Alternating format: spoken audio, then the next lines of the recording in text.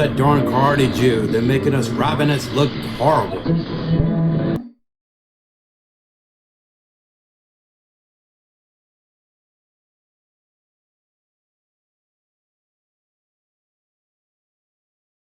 If you've enjoyed this program, please click like and subscribe. Shalom and welcome again to another exciting edition of Torah Watchman Show International. Hosted by none other than your humble Cardi servant, Reb Yaara ben-Emmett. I've missed you so much. And yes, it is Torah time again. Aren't you getting excited? You know, when we get ready to disassemble the Torah after taking it from the Bima, and then we take it around the congregation in our synagogues, we sing Torah, Torah, Torah. We get that excitement, that drumbeat going. All the cheerleaders in the synagogue, emulating like Levitical priesthood. Yeah, we get so excited about the Parashat.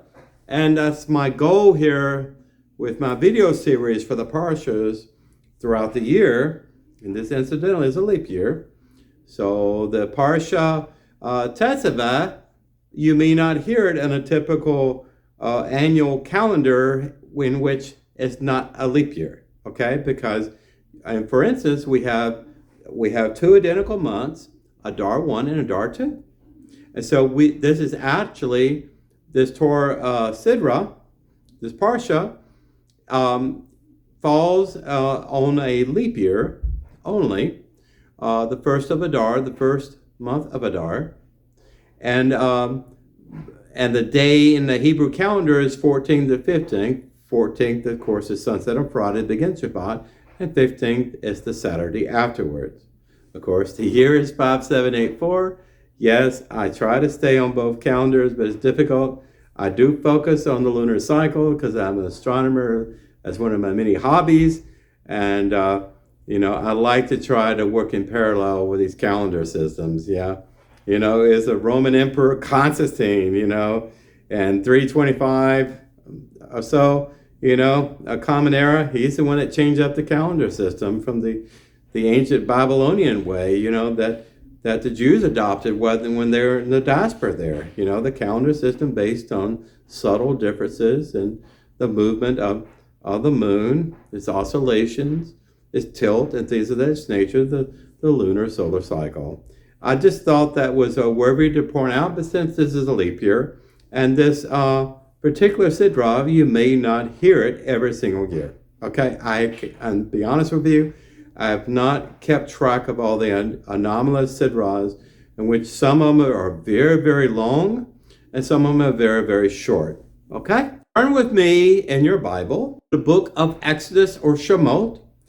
We're going to begin with chapter 27, verse 20, through chapter 30, verse 10. That's not a huge parsha, okay? Again, the word Tetzaveh means command, and command in English with a capital C, in other words, the command of the divine creator to the children of Israel, the new adopted, chosen children of Israel, after that shofar blast on Mount Sinai. They received all the commandments, or in the process, and iteratively, the 613 mitzvot were counting their way. The series of commandments and the weeds requirements, other than the 10 commandments, with the 10 family of large, high-level category requirements of blessings and curses. Blessings and admonishment. Before I get started in the 7 Aliyah breakout, which is my tradition, I'll give you a brief synopsis. Okay? Now, this parsha literally begins where Teruma last week left off. Before you get confused, before I start getting knee deep in the weeds of this parsha, is that yes, Moshe is still on the mountain. He's in the upper echelons of Mount Sinai. Probably found some sort of wormhole portal or something to a quasi-dimension. Quantum entanglement, quantum mechanics. Yeah, if there's a God, there's a lot of science behind us. It's not germane to get into that. But anyway, Moshe had removed himself temporarily, maybe from the earth, and that you have Aaron, the Levitical priest, trying to maintain calm among the restless natives there. But about 3 parshas ago, we encountered a time when God was initially introducing himself, not just to Levites or Moshe, Aaron, the 70 judges, but the entire nation of Israel, blowing that shofar blast, and they actually beheld for a brief period of time an image of Elohim, but was something that was very frightening, but it was not something that would cause their deaths. Of course, the mountain had to be sanitized and quarantined off with fences and things of that nature for people and wildlife to stay away. The point I'm going is that Moshe and Aaron were called to that foggy, hazy, atmospheric, haze that was falling upon the entire mountain there, and they had an audience before God. That has probably had, you hear about Zoom conferences, private conferences and things. They had an internal conference, and I would imagine that of course God was speaking exclusively to Moshe, and Aaron was this stenographer. He's writing down meticulously notes, maybe drawing some pictures of schematics and things of this nature, and the information was going into Moshe, and Moshe was either speaking aloud what God in the same time in parallel what was saying to him, or maybe telepathically, maybe they both heard God's voice and both digested information. I don't know if Moshe and Aaron had a photographic memory, but anyway, the information is very germane, very important, because these were all prerequisite steps for building the tabernacle, building the Mishkan, establishing a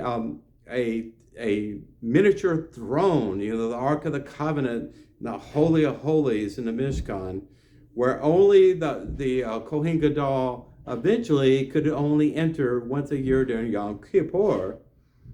Well, getting the resource allocation was a very difficult task. Finding the right artisans, the right metallurgists, the carpenters, the master weavers, etc., etc.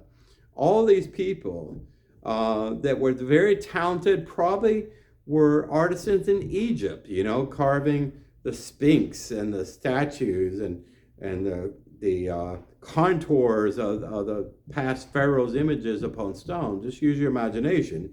But these people were known by God, and this is all part of inventory good management. It's that I'm going to need so many pounds of acacia wood. I'm going to need so many bars of gold, or some silver, bronze, copper.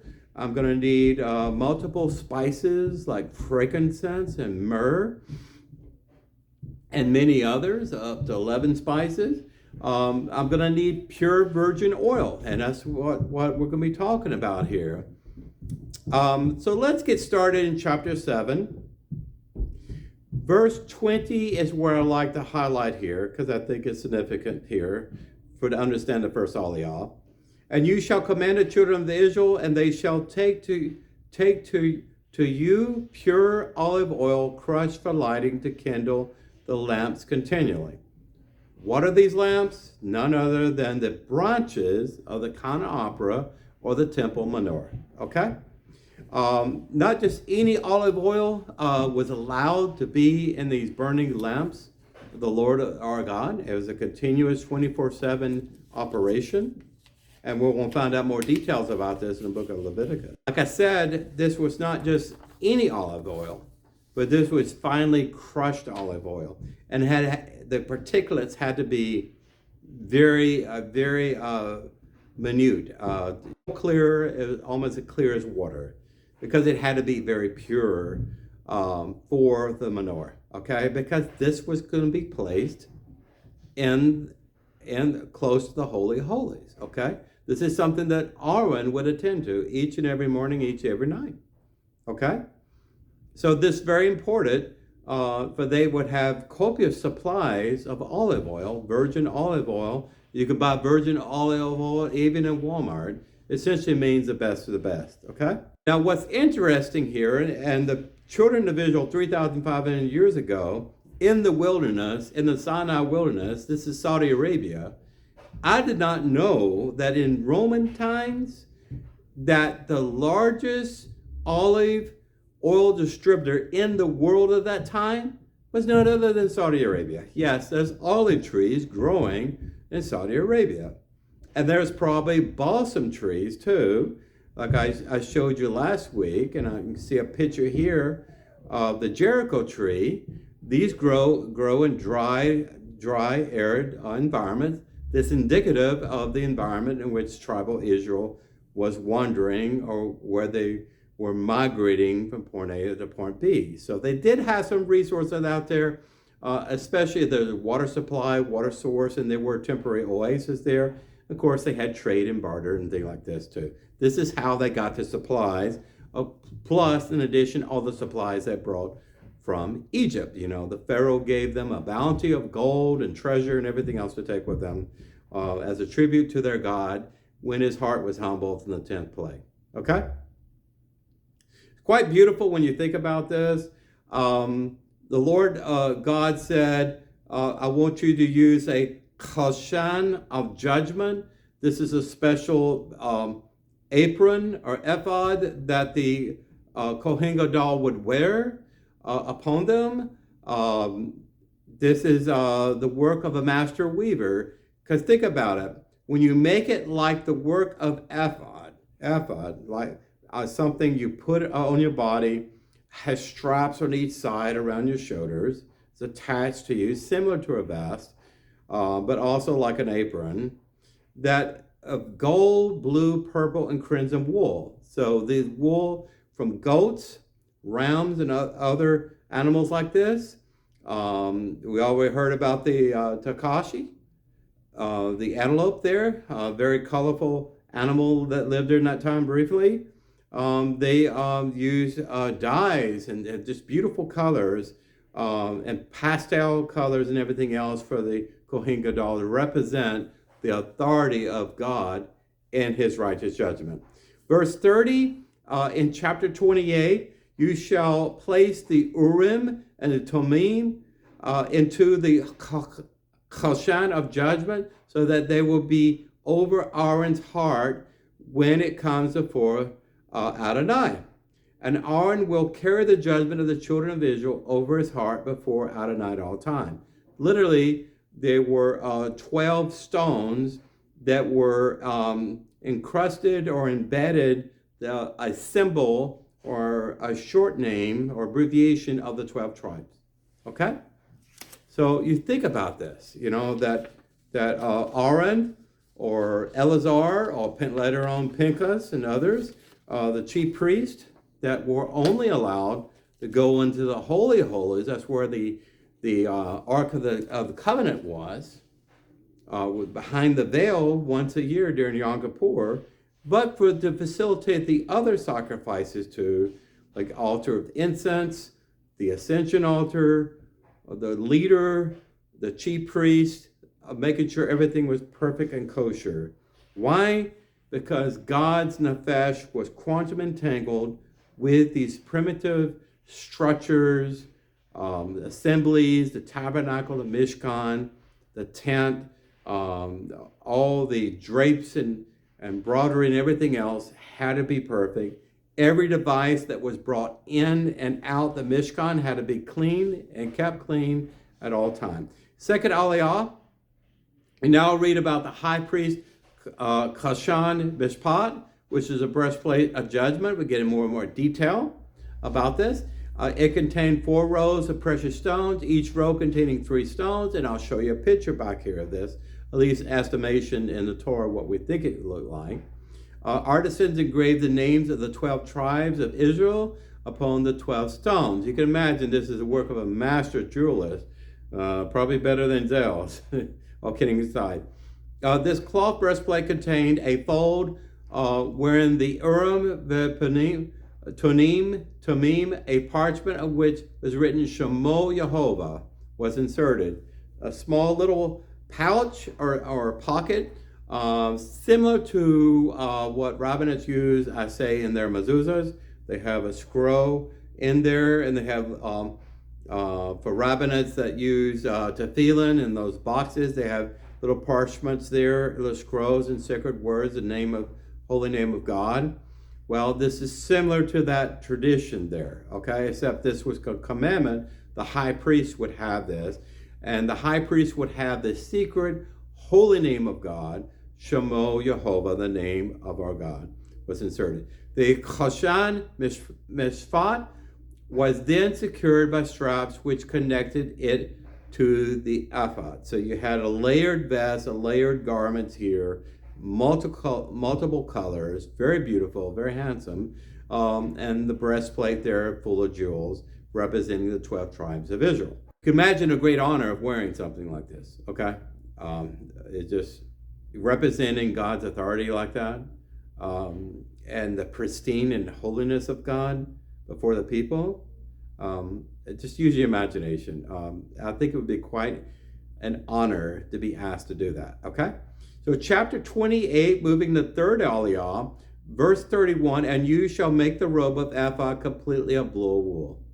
Okay, I'm going to show you pictures of the breakouts here, and as I disassemble each layer of the total ensemble, the wardrobe and garments worn chiefly by the Kohen Gadol, the high priest, and in this context would be Aaron, okay? Verse 32, its opening on the top shall be turned inward. Its opening shall have a border around it and a work of a weaver. It shall have an opening like the opening of a coat of armor. It shall not be torn. So you've seen like a knight of armor. You see the armor, the metal, the breastplate and everything else. Sometimes, a knight would have a special vest that was made out of metals and things like that, protect them from spears and things. Well, it looked like armament that the Kohen Gadol wore.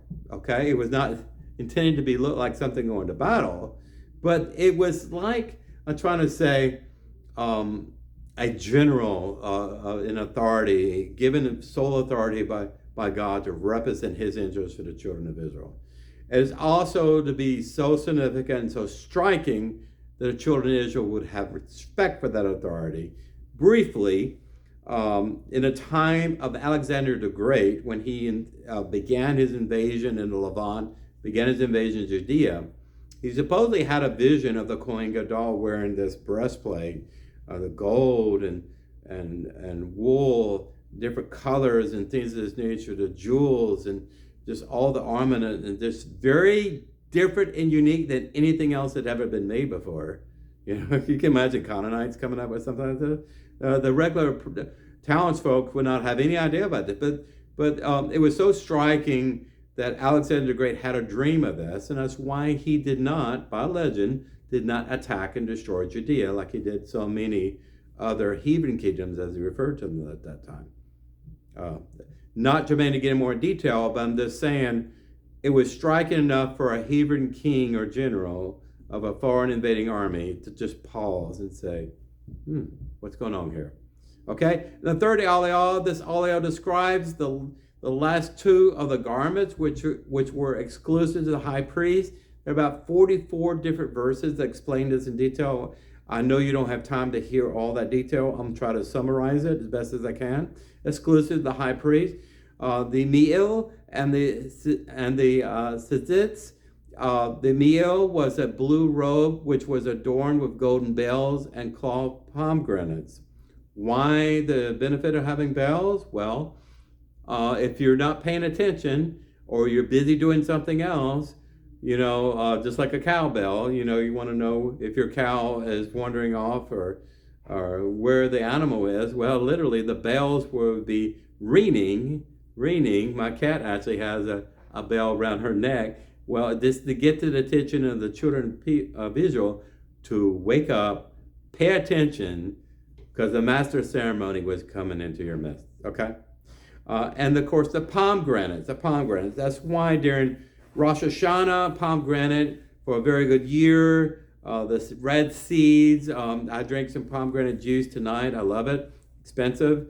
The red pomegranates, I actually have artificial pomegranates hanging over my awning and my front door, because it's a symbolic symbol of Judaism. And this is where the first time I believe pomegranates was mentioned in its context. Okay? So the tzitzit was a golden band worn on the forehead, okay, which was engraved with the words "Holy to Jehovah," so Jehovah Kadosh, okay, and very interesting having this on their head, and I think this is where the rabbinites got the idea of wearing tefillin boxes on your head and your forearm. This occurred to me. But this is a commandment only for the Kohen Gadol. Very specific methods and techniques in the construction of all these artifacts, all these pieces, all these components that went together, the entire ensemble, was exclusively for the Kohen Gadol and not the average Jew in the field. So in the Torah then describes 4 garments worn by both the high priest and the regular priest: tunics, turbans, and sashes, and pants. And this is where we get the idea of wearing a skull cap or a kippah, is because the Levitical priests had these turbans upon their heads. And at this time, whether you're of the tribe of Benjamin, Shimon, Manasseh, Yehuda, whatever, Levi, whatever tribe you think you're fragmented from, we look at ourselves with no temple in the diaspora. We feel like we need to do a little bit more in righteousness, so we emulate things that I'm talking about in this parsha, and it's part of our ensemble today. Okay, so in chapter 29, again, the other Levitical priests had similar garments, but not the armored breastplate, chest plate that the Kohen Gadol would have. So in chapter 29, verse 1, briefly, and this is the thing that you shall do for them to sanctify them to serve me as the Kohanim. Okay? So I know a guy at work, his name is Bruce Cohen. He's supposedly a descendant of the Levitical priesthood, going all the way back to Aaron. Okay? This is where the name comes from. Take 1 young bull and 2 rams, perfect one, for this ceremony. Again, this is pre-implementation. Nothing was constructed to my knowledge. Nothing was built. There was simply inventory management. The schematics were probably reviewed among the Levite priests and probably handed out. People made copies of the pictures and things and probably handed them to the 70 judges, and then they handed them to the 12 chieftains of the tribes for them to review and to consider. So we have not implemented any of this. This is just schematics and theory of operation, okay?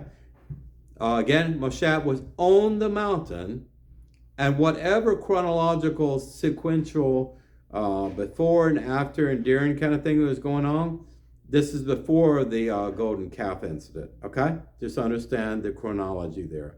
Verse 2 in chapter 29, and the unleavened bread and unleavened loaves mixed with oil, and unleavened wafers anointed with oil, you shall make them out of fine wheat flour.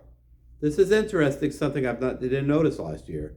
Wheat and not just white flour. Okay, challah, when we make challah, most people use just white flour. You go to the store, kosher grocery store, it's white flour. Unless you spend a little bit more money and get pretzel challah or get whole wheat challah.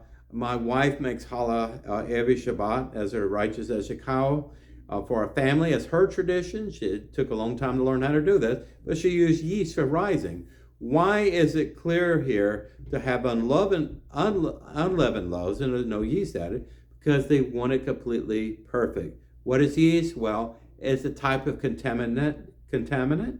It's yeast and it's a type of fungi. Okay, so having that yeast added would contaminate the purity of the bread.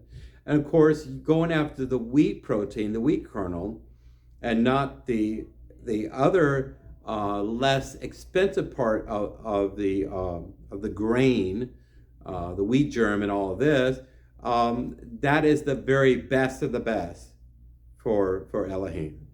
And the Levitical priest would partake in this too, okay?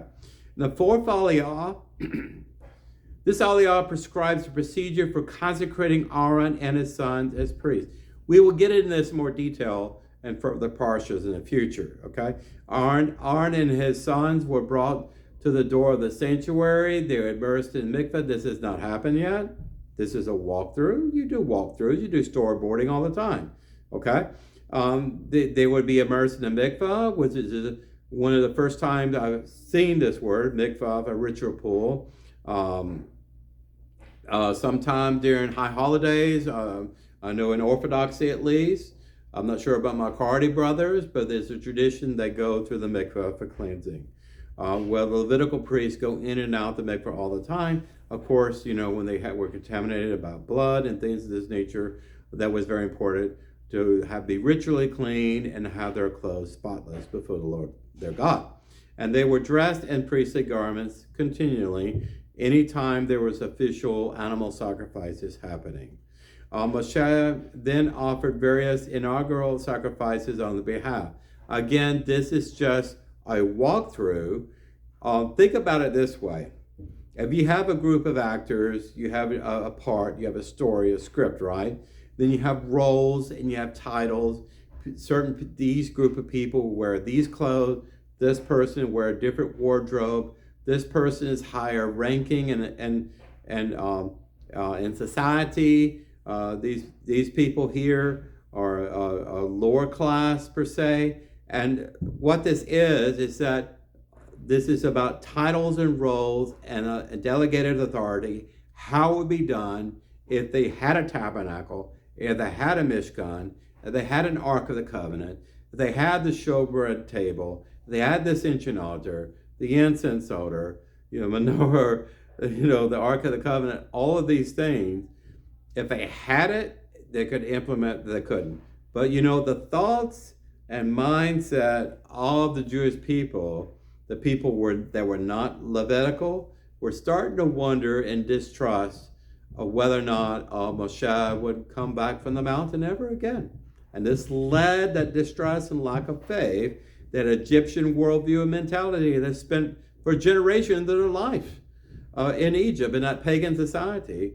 And, they thought that Moshe was an ascended being or something. He went up to heaven and he never came back because he was such a holy man. But, Moshe made a promise he would come back. God made a promise he'd come back. But this is all Levitical, priestly write-ups per se, decision-making, inventory control, making sure you had enough olive oil for this purpose of this. If not, research and find out how to get more resources if you had to do barter and trade, okay? This is what all this was. Moshe had a specific role and responsibility. The chief priest has a specific role and responsibility, and they were not always the same. And they were not always in the same sequence, okay? Just like the Annunciation ceremony for the Levitical priests, we get to this later on, that was 8 days long in the tabernacle and boot camp, okay? Chapter 29, verse 19, and you shall take the second ram, and I'm reading just one siddur at a time to give you some context here. The second ram, and Aaron and his son shall lean their hands upon the ram's head. Does this sound like Yom Kippur? It probably is, okay? The scapegoat, Azir, that kind of thing, about atonement of sins, things of this nature. Verse 20, and you shall slaughter the ram and take some of his blood and put it upon the cartilage of Aaron's right ear, okay? Now get this. Blood here in the cartilage part behind his ear, okay? Here, right there. And upon the cartilage of Aaron's son's right ears, okay? Upon the thumbs of the right hands, here, and you shall sprinkle the blood upon the altar all around, okay? And also on the big toes of the right feet. Now, when you walk, and if you're right-handed, predominantly like I am, and most people are in this world, you step forward with your big toe. You don't think about it, but you do. You walk in a certain vector, a certain direction. You hear. Some people are more right-brained than others. Some people have more hearing out of one ear than the other. But the right aspect of the human body, and this significance here about the sprinkling of the blood, it's very noteworthy on how God wants to segment out and delegate out his authority for implementing righteousness in Israel, okay? Namely, through the astute, kosher route of animal sacrifices, and doing that procedurally and perfect in the seasonal times throughout the year, on Shabbat, and so on, okay? In the fifth aliyah, the Torah continues describing the procedure of the offering, consumption of the inaugural sacrifices, festivals, and things of this nature. Also, you would have a special sacrifice if you tore down the tabernacle and the Mishkan and everything and moved it to another location. You would have an inaugural sacrifice to recommission it. Decommission, recommission, okay? Jehovah commands Moshe to repeat this inaugural service for a 7-day period, after which the consecration would be complete. There was a huge inauguration ceremony where actually Elohim sent fire from heaven to light the bullock on the ascension altar, the big four-horned altar that was kind of in the middle third part of the tabernacle that everyone could see and have access to. That was the main inauguration when everything was done correctly and everything was implemented. This was long after the golden calf incident and after the second receipt of the second pair of 10 commandments, okay? Please don't get confused about the sequence here, okay? Also included in this section is a description of how future high priests are to be inducted again, like the 8-day ceremony, the boot camp, the delegation of priestly authority from the sons and grandsons of Aaron. They would have specialized tasks versus other Levites, and also there were additional tasks for the firstborn. Now we'll get into detail with that. That's what it's talking about. Chapter 29, moving to 6 aliyah, verses 38, and this is what you shall offer upon the altar: lambs in the first year, two a day continually. Skip over a little bit, verse 46. They will know that I, Adonai, I am Jehovah. Okay, I'm Jehovah Elohim. I am your God, who brought them out of the land of Egypt in order that I may dwell in the midst. The whole argument between Moshe and Pharaoh, I have to leave Goshen in Egypt proper to sacrifice outside. All the women, children must go, everyone. And the Pharaoh resisted that, okay? This is very important because God reminded them this is about why you were in Egypt all this time. Why did you have a quick departure of Egypt and get out of there and come into journey to a land that I have promised your forefathers, okay? The emphasis here, I am your Lord. I am your Adonai. I am Jehovah Elohim. I am that emet truth, okay? So Baruch, Shemo, Jehovah, the name of God. You will know, and everyone around you will know that I am with you by seeing these unique, strange, and peculiar, unique differences among tribal Israel that no one else around them could even repeat. Okay, this could have not come from any person 3,500 years ago, majority of people of which were illiterate. Okay, and I'm not sure how functional the Hebrew language is there. I talked to someone about this today. It's surprising. The Levites were fairly literate, knew how to read and write. They had to, because they were copying editions of the Torah scroll, parshas, and on different parchments and things over and over again. Okay, so in the 6th aliyah, Jehovah instructs the Jews to offer 2 burnt offerings daily for perpetuality. In other words, from now on, for all generations, vador vador. 1 lamb in the morning and 1 in the afternoon. This is actually tied to some of our prayers, like our Shema. Rabbinites like to have 3 prayers a day. The Shakri's prayer, more complicated.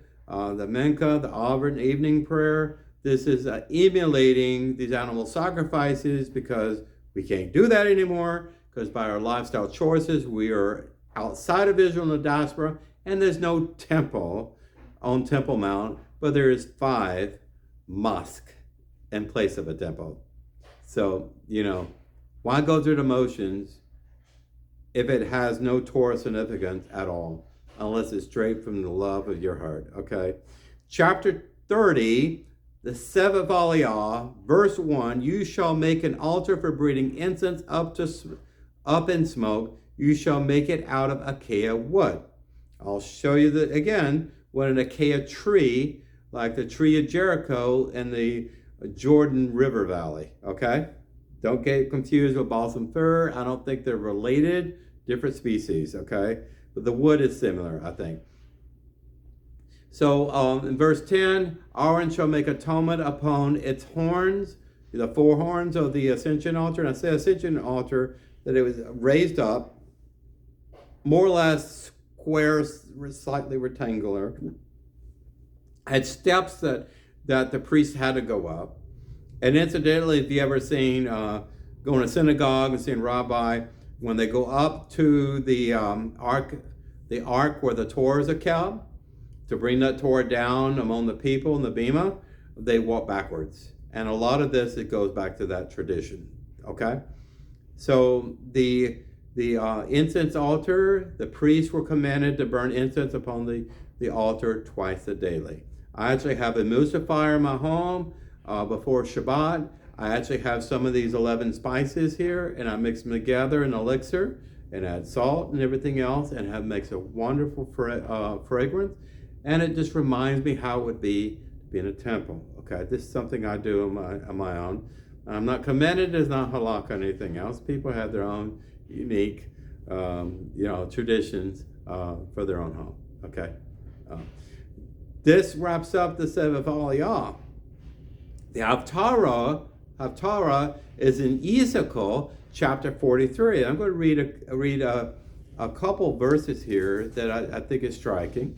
Verse 18, and he said to me, namely God, and God referred to Ezekiel as a representative of B'nai Adam, and son of man, per se, and actually referred to him not as Ezekiel, but as son. So thus saith Yehovah Elohim Emet, okay? God is our truth, the real and true McCoy here. These are the ordinances of the altar on the day when it shall be made, and to offer burnt offerings thereon and to sprinkle blood therein. This is far the future, folks. This is prophecy by the great Kabbalistic master Ezekiel, talking about temple times in the day of the Mashiach. Exciting thing. And it is connected in somewhat to this Parashat. That's why and by tradition, we have a Haftarah that closely matches, as much as possible, the general thought that's in the Parashat. Okay, remember during the time of Judah Maccabee, Ephraim the fourth, that evil general there, did not allow us to read from the Torah. That's why we developed, from the prophets. Verse 19, and you shall give it to the priests, the Levites, who are the seed of Zadok. Who is Zadok? He's the Kohen Gadol in the time of King Solomon. In fact, he was actually responsible for anointing King Solomon as a young man to be the new king of Israel.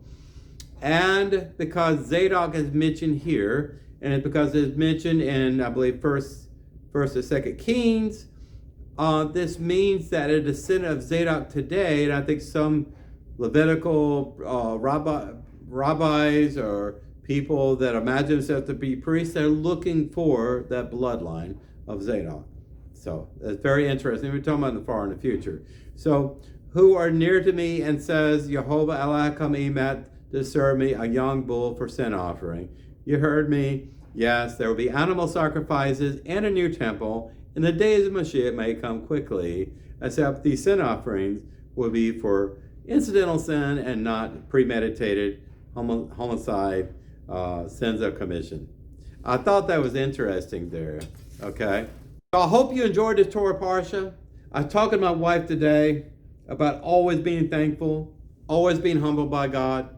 Thank God for nothing, thank God for something. Thank God always that you're healthier one day versus the other. And my wife and I have had stomach flu, and my daughter been sick, and allergies and colds and things, in the winter, whatever. People sick, and was me, and Achilles heel, tennis elbow, I'm not a young man anymore. We all have our aches and pains.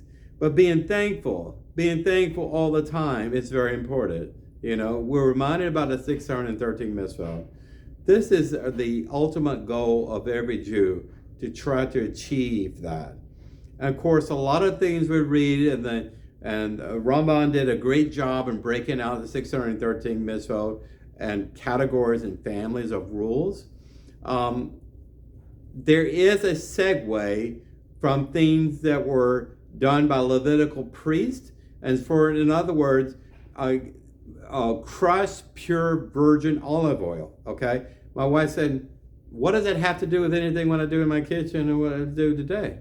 I said, for instance, if you have a friend, that her coat was falling apart, would you give her an old hand-me-down coat that you don't want anymore, you're going to take to Goodwill? Or you can give her one of your best coats because your friend could not afford it. Well, that kind of attitude in your heart, where you put yourself second for the needs of others, is emulating that mitzvah that's listed throughout the Torah. It's very easy to just disregard these mitzvot and say, I'm in America, I'm in Melbourne, Australia, I'm in the Russian Federation, I'm in the United Kingdom, in Germany, Czech Republic, whatever. I'm in America, and say, well, this doesn't apply to me. And it's true that 200 and something of those mitzvot, you have to be in Israel for them to make any sense. But, through our prayer, we can make sacrifices of our time and effort.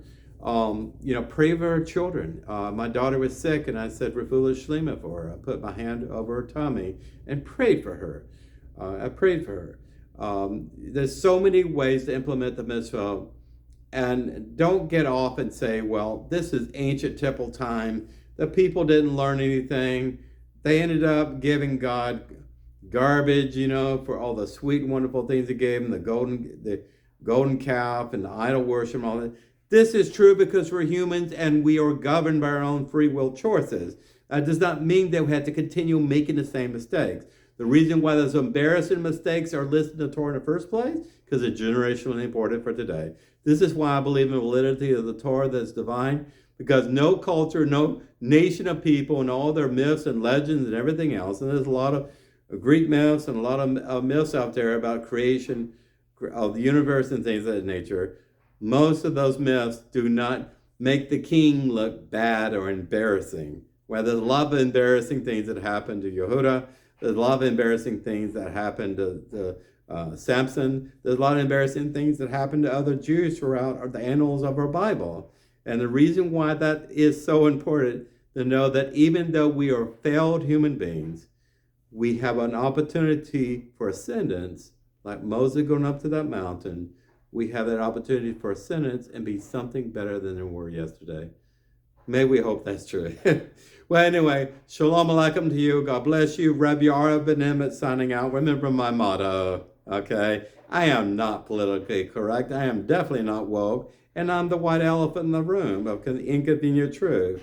I'm a lighthouse in the hill that will not be hid, okay? Please share the knowledge and wealth and love of everyone's willing to hear it. If they want to hear it, they think you're a hypocrite, they think you're Mr. Preacher and telling them what to do, why don't you go walk a mile in their own shoes and show them that you're so sincere about their life?